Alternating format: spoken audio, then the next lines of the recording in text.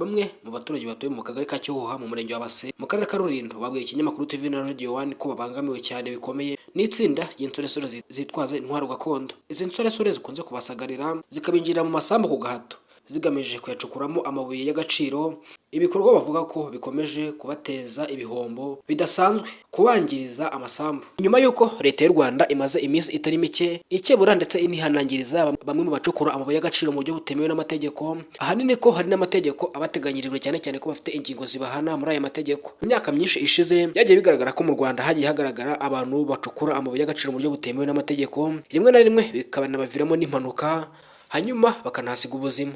Bano baturage bo muri aka gace rero bavuga ko zino nsoresore zikunze kubasagarira maze zikanabatera amabuye, ndetse bavuga yuko zinafite n'ibikoresho gakondo. Umuntu wese ugerageje kuzirwanya cyangwa se gukumira birangira bamugiriye nabi, bakaba banamwica cyangwa se akahasiga ubuzima. Ubuyobozi bw'akarere ka Rulindo ntacyo burabitangazaho, gusa bano baturage baragaragaza agahinda kabo.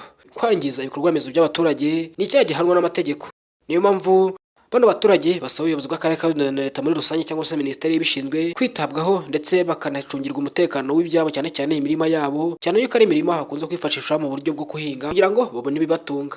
Gusa umwe muri abaturage mu gihe aganiraga n'iki kinyamakuru mu magambo yakomeje agira ati, turababaye cyane, dufite ikibazo gikomeye, aho twagahinze bari kudutera bakaza kwacukura amabuye y'agaciro. Biri mu bintu bitubabaje cyane kubera yuko abana bacu bagiye kuburara, muri make tugiye kubura ibyo kurya. Bamwe muri abaturage batanga ibitekerezo byo bavuga yuko byakabaye byiza ari leta ije ikareberera inyungu cyangwa se igacukura bino birombe, cyane ko ababikora babikora mu buryo bw'amagendo ndetse butemewe n'amategeko, bakaba banabikora mu nyungu zabo bwite kandi byagakwiye kujya mu nshingano za leta, hanyuma ikabikora mu buryo bwa kinyamwuga kandi bwemewe n'amategeko, cyane ko bavuga yuko bishobora no kugira inyungu nyine kuri abaturage. Leta y'u Rwanda aho ikiza ibikorwa hose itanga impozamarira ndetse n'ingurane y'ibyangijwe cyangwa se ibyo bigiye kubyazwa umusaruro muri rusange. Bano baturage batewe impungenge n'abo bantu rero b'insoresore bakunze kuza bagacukura mu buryo bw'agahato kandi bakabikora mu buryo butemewe n'amategeko. Tuti bakunze mudasiba gukurikirana amakuru n'ibiganiro byacu. Uyu munsi ntato yasoreje, komeza udukurikirane mu yandi makuru ataha.